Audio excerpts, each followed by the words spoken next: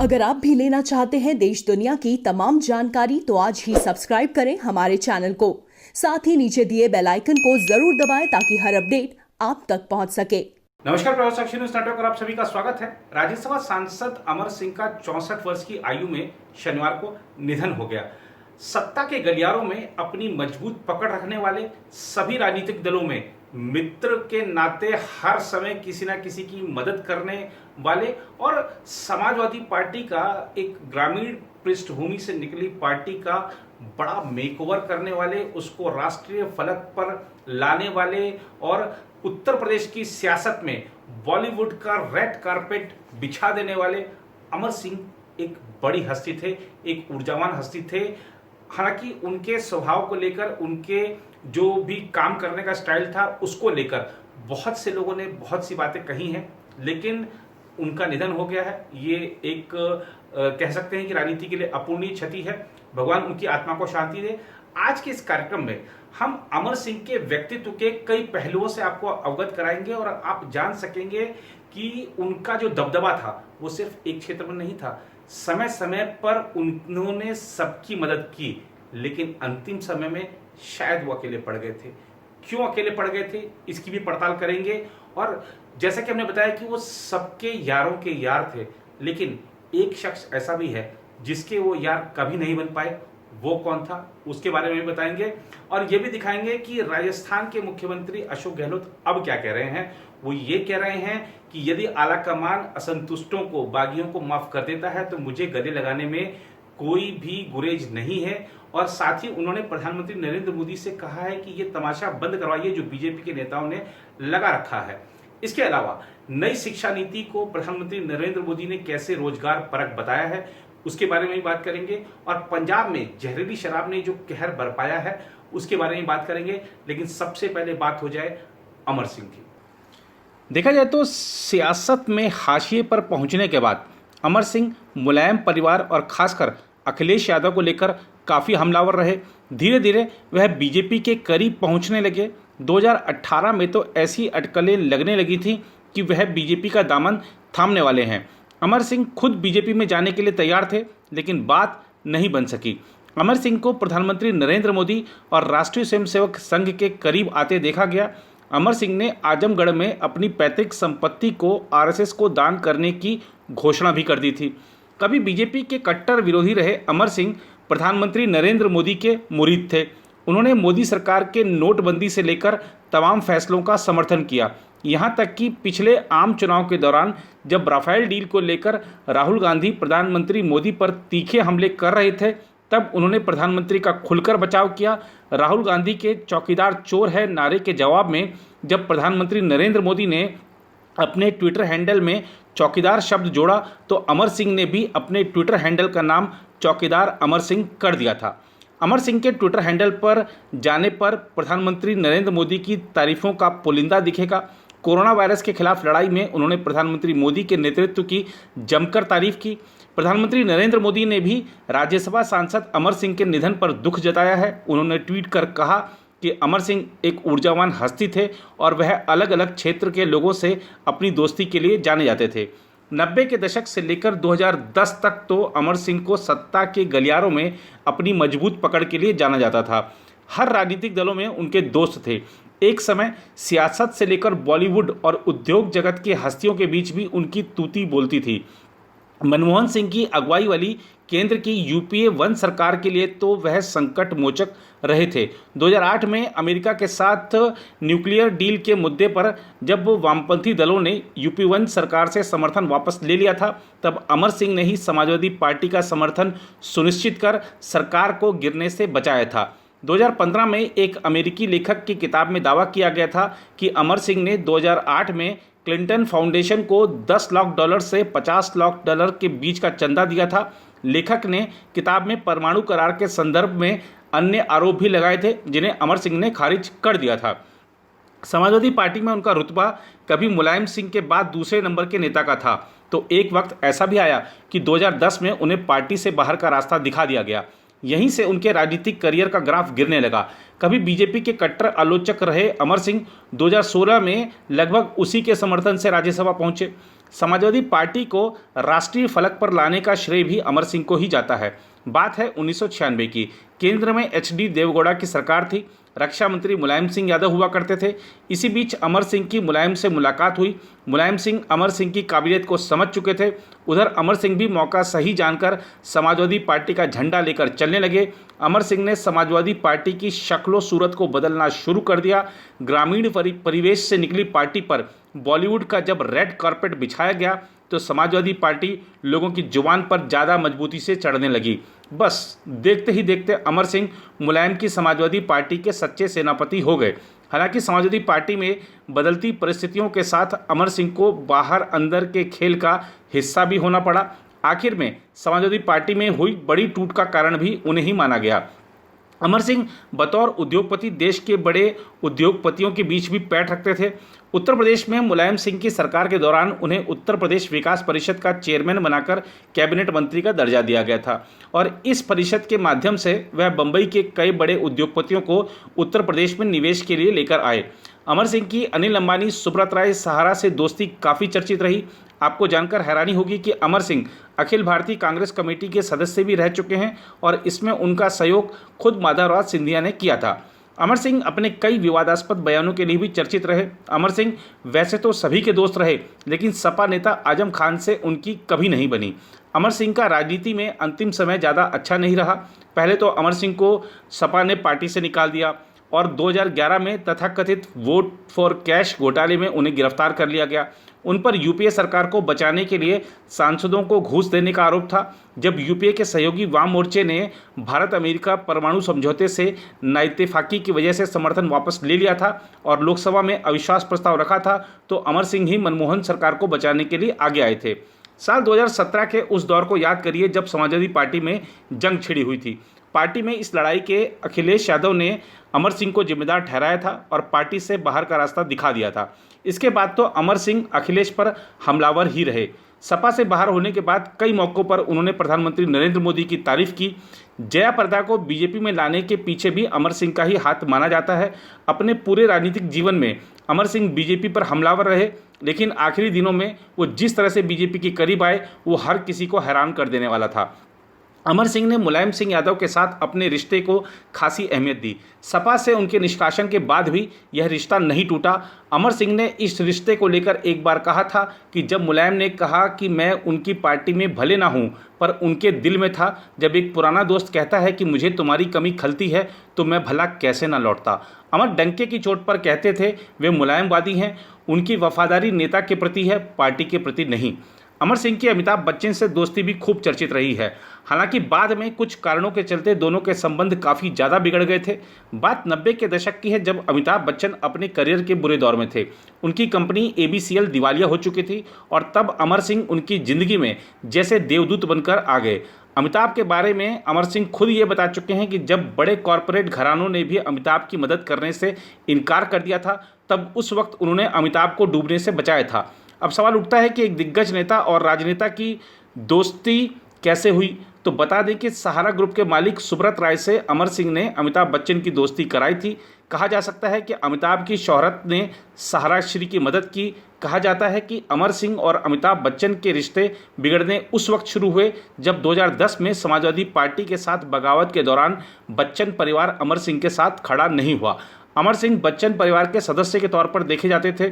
सभी को वह दृश्य याद होंगे जब अभिषेक बच्चन और ऐश्वर्या राय की शादी से पहले वह उन दोनों को लेकर देश के विभिन्न मंदिरों में आशीर्वाद दिलाने के लिए ले जाते थे। इसीलिए सभी को हैरत हुई थी कि यह साथ आखिर कैसे छूट गया। अमर सिंह को उम्मीद थी कि उनके साथ जया बच्चन भी समाजवादी पार्टी छोड़ेंगी, लेकिन ऐसा नहीं हुआ और उल्टा जया बच्चन ने अमर सिंह को निशाने पर ले लिया। लिहाजा अमिताभ जया इसके बाद अक्सर अमर के निशाने पर रहने लगे। हालांकि अमर सिंह ने इस साल फरवरी में अमिताभ बच्चन के खिलाफ अपनी टिप्पणियों पर खेद प्रकट किया था। उन्होंने ट्विटर पर लिखा था, आज मेरे पिता की पुण्यतिथि है और मुझे सीनियर बच्चन जी से इस बारे में संदेश मिला है। जीवन के इस पड़ाव पर जब मैं जिंदगी और मौत की लड़ाई लड़ रहा हूँ, मैं अमित जी और उनके परिवार के लिए मेरी अत्यधिक प्रतिक्रियाओं पर खेद प्रकट करता हूँ। ईश्वर उन सभी का भला करे। अमर सिंह का परिवार वैसे तो उत्तर प्रदेश के आजमगढ़ का रहने वाला है, लेकिन उनका जन्म 27 जनवरी 1956 को उत्तर प्रदेश के अलीगढ़ में हुआ था। इसके कुछ समय बाद ही अमर सिंह का परिवार कोलकाता के बड़ा बाजार इलाके में जाकर बस गया। अमर सिंह की शिक्षा दीक्षा कोलकाता में ही हुई। साधारण परिवार से आने वाले अमर सिंह के मन में सियासी महत्वाकांक्षा हिलोरे लेने लगी थी। अमर सिंह जब सेंट जेवियर्स कॉलेज के छात्र थे तभी उनकी मुलाकात कांग्रेस नेता सुब्रत मुखर्जी और प्रियरंजन दास मुंशी से हुई थी। अमर सिंह कांग्रेस के करीब आ गए, लेकिन उन्हें इस बात का एहसास भी हो गया था कि पश्चिम बंगाल की सियासत में उनका कोई भविष्य नहीं है। अमर सिंह ने उत्तर भारत का रुख किया और वह वीर बहादुर सिंह और माधवराव सिंधिया के संपर्क में आए। इसी दौरान उनकी मुलाकात मुलायम सिंह यादव से भी हुई थी। इस साल मार्च में अमर सिंह की मौत की अफवाह उड़ने के बाद उन्होंने ट्विटर पर टाइगर जिंदा है लिखकर एक वीडियो डाला और कहा कि वह सिंगापुर में सर्जरी का इंतजार कर रहे हैं और जल्द ही लौटेंगे। उन्होंने अपने अस्पताल के बिस्तर से शूट किए गए वीडियो में कहा था कि अतीत की मेडिकल संबंधी समस्याओं की तुलना में तो मौजूदा परेशानी कुछ भी नहीं है। उन्होंने कहा कि सर्जरी पूरी होने के बाद उन्हें जल्द से जल्द भारत लौटने की उम्मीद है, लेकिन दुर्भाग्य ऐसा हो न सका। उधर राजस्थान के मुख्यमंत्री अशोक गहलोत ने शनिवार को आरोप लगाया कि भाजपा उनकी सरकार को गिराने के लिए विधायकों की खरीद फरोख्त का बड़ा खेल खेल रही है। उन्होंने प्रधानमंत्री नरेंद्र मोदी से राजस्थान में चल रहे इस तमाशे को बंद करवाने की अपील की। इस बार बीजेपी का खेल बहुत बड़ा है हॉर्स ट्रेडिंग का, क्योंकि खून उनके मुंह लग चुका है कर्नाटका के अंदर, मध्य प्रदेश के अंदर, इसलिए वो प्रयोग यहाँ कर रहे हैं। पूरा गृह मंत्रालय इस काम में लग चुका है। धर्मेंद्र प्रधान की तरह जो हमारे धर्मेंद्र प्रधान जी की तरह कई मंत्री लगे हुए हैं, पीयूष गोयल लगे हुए हैं, कई नाम छुपे रुस्तम की तरह भी वहां पर है, हमें मालूम है। हम किसी की परवाह नहीं कर रहे, हम तो लोकतंत्र की परवाह कर रहे हैं। हमारी लड़ाई किसी से नहीं है। विचारधारा राहुल गांधी ने कहा था एक बार गुजरात के अंदर, आरएसएस की बीजेपी की रहेगी देश के अंदर, हमें ऐतराज भी नहीं है। लड़ाई होती है लोकतंत्र में विचारधारा की, नीतियों की, कार्यक्रम की होती है। लड़ाई ये नहीं होती चुनी सरकार को बर्बाद कर दो, वो टॉपल कर दो, फिर लोकतंत्र कहाँ बचेगा। लड़ाई हमारी लोकतंत्र को बचाने के लिए व्यक्तिगत किसी के खिलाफ नहीं है। मोदी जी को चाहिए प्राइम मिनिस्टर है वो, 2 बार उनको मौका दिया जनता ने, थाली बरवाई, ताली बरवाई, बैंड बरवाए, मोमबत्ती लगवाई, लोगों ने उनकी बात पर विश्वास किया। ये बहुत बड़ी बात है। उस प्रधानमंत्री को चाहिए जो कुछ तमाशा हो रहा है राजस्थान के अंदर उसको बंद करवाए। हॉर्स ट्रेडिंग रेट बढ़ गई है, जैसे डिक्लेयर हुआ चुनाव किया विधानसभा का सत्र और रेट बढ़ा दिया उन्होंने। आप बताइए क्या तमाशा हो रहा है। उधर प्रधानमंत्री नरेंद्र मोदी ने शनिवार को कहा कि सरकार द्वारा घोषित नई शिक्षा नीति का जोर रोजगार मांगने वालों की जगह रोजगार देने वालों को तैयार करना है और देश में शिक्षा नीति के प्रयोजन और विषय वस्तु में सुधार के प्रयास किए जा रहे हैं। स्मार्ट इंडिया हैकाथन के फिनाले को संबोधित करते हुए मोदी ने कहा कि इस सप्ताह की शुरुआत में घोषित नई शिक्षा नीति 2020 में अंतर विषय अध्ययन पर जोर दिया गया है, जो यह सुनिश्चित करेगा कि छात्र जो सीखना चाहता है पूरा ध्यान उसी पर हो। उन्होंने छात्रों से कहा कि गरीबों को बेहतर जीवन देने के लिए जीवन की सुगमता का लक्ष्य हासिल करने में युवा वर्ग की भूमिका बहुत महत्वपूर्ण है। अब बहुत ज्यादा जोर दिया जा रहा है क्वालिटी ऑफ एजुकेशन पर। 21वीं सदी की टेक्नोलॉजी को साथ लेकर 21वीं सदी की जरूरतों को पूरा करने वाली एजुकेशन सिस्टम भी उतनी ही जरूरी है। प्रधानमंत्री ई विद्या कार्यक्रम हो या फिर अटल इनोवेशन मिशन, देश में साइंटिफिक टेम्परामेंट बढ़ाने के लिए अनेक क्षेत्रों में स्कॉलरशिप का विस्तार हो या स्पोर्ट्स की दुनिया से जुड़े टैलेंट को मॉडर्न फैसिलिटीज और आर्थिक मदद, रिसर्च को बढ़ावा देने वाली योजनाएं हो या फिर भारत में world class 20 institutes of eminence के निर्माण का मिशन, ऑनलाइन एजुकेशन के लिए नए संसाधनों का निर्माण हो या फिर स्मार्ट इंडिया हैकाथॉन जैसे अभियान।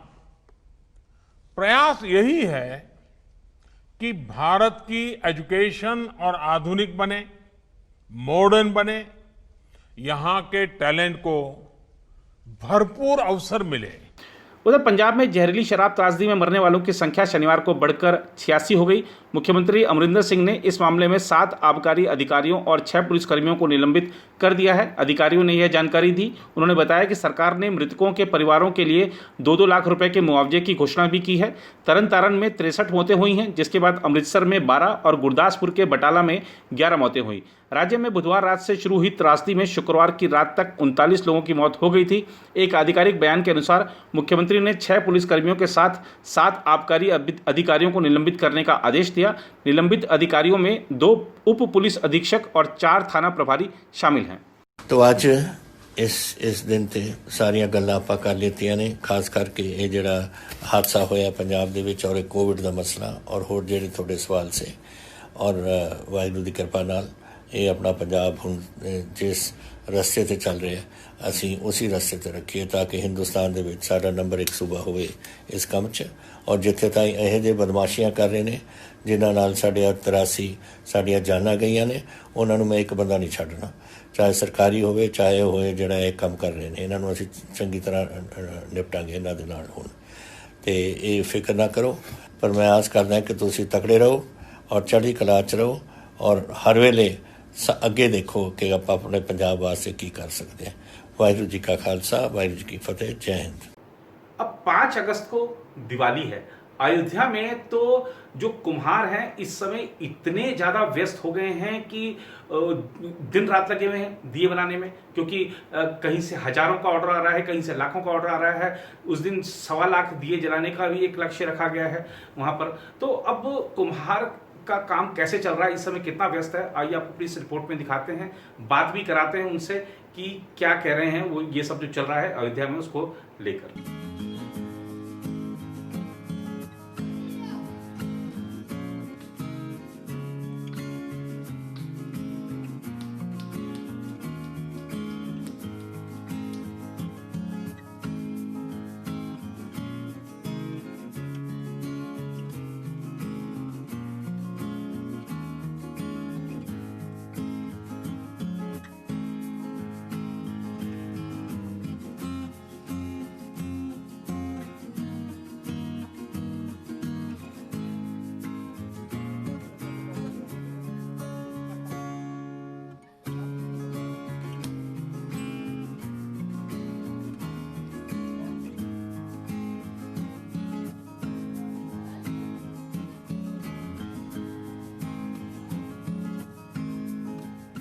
काम मिला है, मतलब दिए जलाने वाला काम मिला है और बनाने वाला वो हाँ ठेका हुआ है, ठेके में मिला है।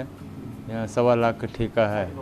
हाँ, प्रधानमंत्री मतलब आ रहे हैं, इसी उत्सव में दिए जलाने हैं, दीपावली मनाना है अब से फिर से। हाँ, एक मतलब 1.25 लाख दिया तैयार करना है। हाँ, लगभग 40 घर कुम्हार है कि वो 2000 के 5000 के 10,000 का ऑर्डर लिए है।